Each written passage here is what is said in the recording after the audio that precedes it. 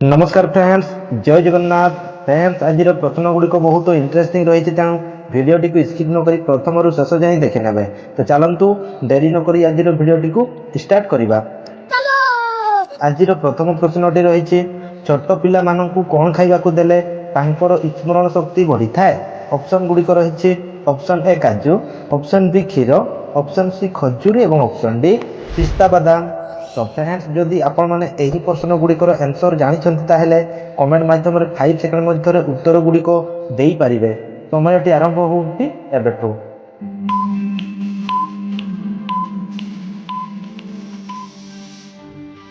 तो फ्रेंड्स, समयटी शेष हो जाए। यार सठिक उत्तरटी रही ऑप्शन डी पिस्ता बादाम। छोट पिला मानू पिस्ता बादाम खाइबा देले स्मरण शक्ति बढ़ी थाए। तो फ्रेंड्स, ଏବେ ଦେଖିବା ପରବର୍ତ୍ତୀ ପ୍ରଶ୍ନଟି। କେଉଁ ମାଛ ଖାଇଲେ ଥାଇରଏଡ୍ ରୋଗ ଠିକ୍ ହୋଇଥାଏ? ଅପସନ୍ ଗୁଡ଼ିକ ରହିଛି ଅପସନ୍ ଏ ରୋହି, ଅପସନ୍ ବି ଭାକୁର, ଅପସନ୍ ସି ଚିଙ୍ଗୁଡ଼ି ମାଛ ଏବଂ ଅପସନ୍ ଡି ଇଲିଶି ମାଛ।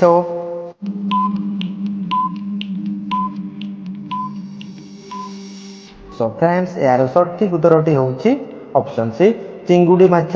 ଚିଙ୍ଗୁଡ଼ି ମାଛ ଖାଇଲେ ଥାଇରଏଡ୍ ରୋଗ ଠିକ୍ ହୋଇଥାଏ। सो फ्रेंड्स, ଏବେ ଦେଖିବା नेक्स्ट प्रश्नटी। केउं फलर मंजी को गुंड करी खाइले पेटर कुर्मी और वर्ज्यवस्तु शीघ्र सफा हुए? ऑप्शन ए कमला, ऑप्शन बी डालिंब, ऑप्शन सी अंगूर और ऑप्शन डी अमृतभंडा।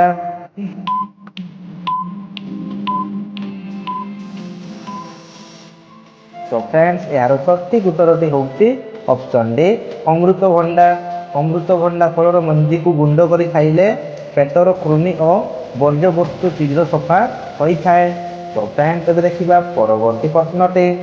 କ'ଣ ଖାଇବା ଦ୍ୱାରା ମାଂସପେଶୀ ଦୁର୍ବଳତା ସମ୍ପୂର୍ଣ୍ଣ ଦୂର ହୋଇଥାଏ? ଅପସନ୍ ଗୁଡ଼ିକ ରହିଛି ଅପସନ୍ ଏ ଗୁଡ଼, ଅପସନ୍ ବି ଲବଙ୍ଗ, ଅପସନ୍ ସି କଳା ଚଣା ଏବଂ ଅପସନ୍ ଡି ମହୁ।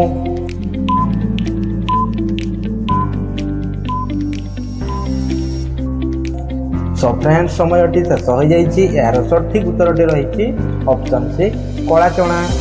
कला चना खाइबा द्वारा मांसपेशी दुर्बलता संपूर्ण दूर होता है। तो फ्रेंड्स, ଏବେ ଦେଖିବା प्रश्नटी। तरभुज खाइबा द्वारा केउं रोग मूलरू ठीक होता है? ऑप्शन गुड़िक रही ऑप्शन ए ब्लड प्रेशर रोग, ऑप्शन बी कैंसर रोग, ऑप्शन सी अल्सर रोग और ऑप्शन डी मधुमेह रोग।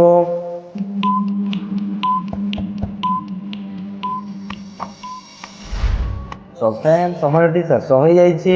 यार सठिक उत्तरटी रही ऑप्शन ए ब्लड प्रेशर रोग। तरभुज खाइबा द्वारा ब्लड प्रेशर रोग मूलरू ठीक होता है। तो फ्रेंड्स, ଏବେ ଦେଖିବା ପରବର୍ତ୍ତୀ ପ୍ରଶ୍ନଟି। ସକାଳୁ କେଉଁ ତିନିଟି ପତ୍ର ଖାଇବା ଦ୍ୱାରା ମୁହଁରେ ସୁନ୍ଦରତା ବୃଦ୍ଧି ହୋଇଥାଏ? ଅପସନ୍ ଗୁଡ଼ିକ ରହିଛି ଅପସନ୍ ଏ ବେଲପତ୍ର, ଅପସନ୍ ବି ନିମ୍ବପତ୍ର, ଅପସନ୍ ସି ତୁଳସୀ ପତ୍ର ଏବଂ ଅପସନ୍ ଡି ବାସଙ୍ଗ ପତ୍ର।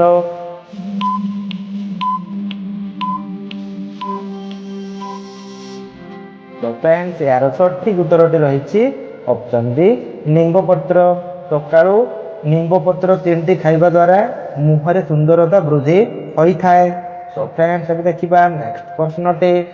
केउं फल चोपा सह खाइबा द्वारा शरीर में जल अंश बढ़े और नरम हुए?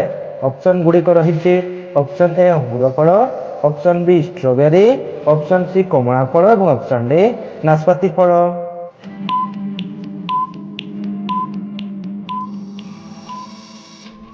तो फ्रेंड्स, यार सठिक उत्तरटी होउची ऑप्शन डी नाशपाती। नाशपाती फल चोपा सह खाइबा द्वारा शरीर में जल अंश बढ़े और नरम होता है। तो फ्रेंड्स, ଏବେ ଦେଖିବା नेक्स्ट प्रश्नटी। नडिया तेल रे केउं पत्र फुटाई बाଳରେ लगाइले धड़ा केश किछि दिन रे कला होइबो? ऑप्शन गुड़िक रही ऑप्शन ए भृषंग पत्र, ऑप्शन बी तेंतुली पत्र, ऑप्शन सी नींब पत्र और ऑप्शन डी पुदीना पत्र।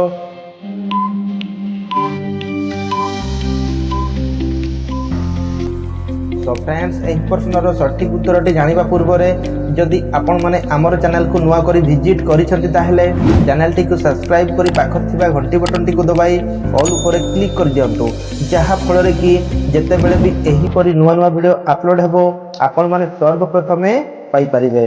सो फ्रेंड्स, एबे देखिबा एही प्रश्नर सठिक उत्तरटी रहिछि ऑप्शन ए भृषंग पत्र। नडिया तेल रे भृषंग पत्र फुटाई ବାଳରେ ଲଗାଇଲେ ଧଳା କେଶ କିଛି ଦିନରେ କଳା ହୋଇଯିବ। ତ ଫ୍ରେଣ୍ଡସ୍ ଏବେ ଦେଖିବା ପରବର୍ତ୍ତୀ ପ୍ରଶ୍ନଟେ, କିଡନୀ ସଫା ରଖିବା ପାଇଁ କେଉଁ ପରିବାର ରସ ପିଇବା ଉଚିତ? ଅପସନ୍ ଗୁଡ଼ିକ ରହିଛି ଅପସନ୍ ଏ ଭେଣ୍ଡି, ଅପସନ୍ ବି ବାଇଗଣ, ଅପସନ୍ ସି ଟମାଟୋ ଏବଂ ଅପସନ୍ ଡି ଧନିଆ ପତ୍ର ରସ।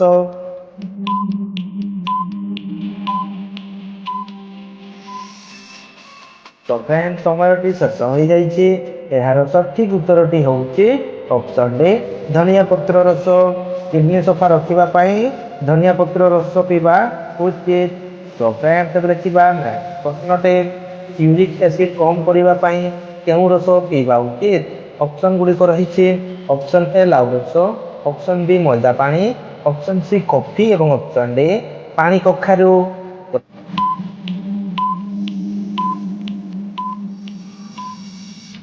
ତ ଫ୍ରେଣ୍ଡସ୍ ସମୟଟି ଶେଷ ହୋଇଯାଇଛି। ଏହାର ସଠିକ ଉତ୍ତରଟି ହେଉଛି ଅପସନ୍ ଏ ଲାଉ ରସ। ୟୁରିକ୍ ଏସିଡ୍ କମ୍ କରିବା ପାଇଁ ଲାଉ ରସ ପିଇବା ଉଚିତ। ତ ଫ୍ରେଣ୍ଡସ୍ ଏବେ ଦେଖିବା ପରବର୍ତ୍ତୀ ପ୍ରଶ୍ନଟେ, ଅଣ୍ଟା ବିନ୍ଧା କମ୍ କରିବା ପାଇଁ କ'ଣ ବ୍ୟବହାର କରିବା ଉଚିତ? ଅପସନ୍ ଗୁଡ଼ିକ ରହିଛି ଅପସନ୍ ଏ ବରଫ, ଅପସନ୍ ବି ଥଣ୍ଡା ପାଣି, ଅପସନ୍ ସି କାଦୁଅ ଏବଂ ଅପସନ୍ ଡି ଗରମ ପାଣି ସେକ।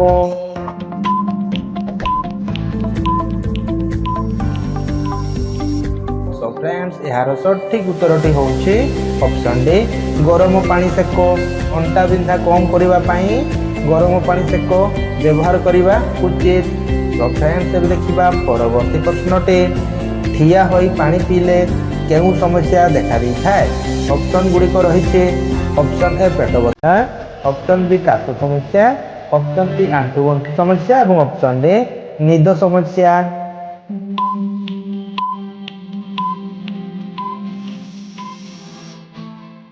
ତ ଫ୍ରେଣ୍ଡସ୍ ଏହାର ସଠିକ ଉତ୍ତରଟି ହେଉଛି ଅପସନ୍ ଡି ଆଣ୍ଠୁଗଣ୍ଠି ସମସ୍ୟା। ଠିଆ ହୋଇ ପାଣି ପିଇଲେ ଆଣ୍ଠୁଗଣ୍ଠି ସମସ୍ୟା ଦେଖା ଦେଇଥାଏ। ତ ଫ୍ରେଣ୍ଡସ୍ ଏବେ ଦେଖିବା ପରବର୍ତ୍ତୀ ପ୍ରଶ୍ନଟେ, କେଉଁ ଦେଶରେ ସୂର୍ଯ୍ୟ ରାତି 12ଟାରେ ଉଦୟ ହୁଏ? ଅପସନ୍ ଗୁଡ଼ିକ ରହିଛି option A Norway, option B Japan, option C ଚୀନ ଦେଶରେ ଏବଂ ଅପସନ୍ ଡି କାନାଡା ଦେଶରେ।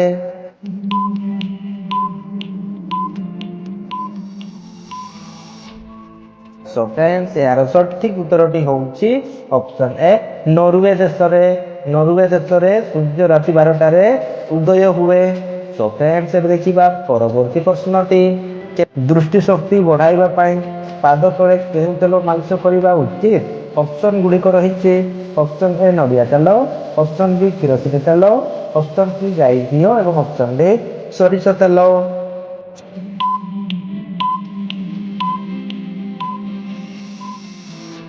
ତ ଫ୍ରେଣ୍ଡସ୍ ଏହି ପ୍ରଶ୍ନର ସଠିକ ଉତ୍ତରଟି ଜାଣିବା ପୂର୍ବରୁ ଯଦି ଆପଣମାନେ ଆମର ଚ୍ୟାନେଲକୁ ନୂଆ କରି ଭିଜିଟ୍ କରିଛନ୍ତି ତାହେଲେ ଚ୍ୟାନେଲଟିକୁ ସବସ୍କ୍ରାଇବ୍ କରି ପାଖରେ ଥିବା ଘଣ୍ଟି ବଟନଟିକୁ ଦବାଇ ଅଲ୍ ଉପରେ କ୍ଲିକ୍ କରିଦିଅନ୍ତୁ, ଯାହାଫଳରେ କି ଯେତେବେଳେ ବି ଏହିପରି ନୂଆ ନୂଆ ଭିଡ଼ିଓ ଅପଲୋଡ଼ ହେବ ଆପଣମାନେ ସର୍ବପ୍ରଥମେ ପାଇପାରିବେ।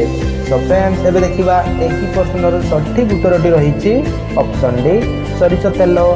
ଦୃଷ୍ଟି ଶକ୍ତି ବଢ଼ାଇବା ପାଇଁ ପାଦ ତଳେ ସୋରିଷ ତେଲ ମାଲିସ କରିବା ଉଚିତ। ତ ଫ୍ରେଣ୍ଡସ୍ ଆଜିର ଭିଡ଼ିଓଟି କେମିତି ଲାଗିଲା ଆପଣମାନେ କମେଣ୍ଟରେ ନିଶ୍ଚୟ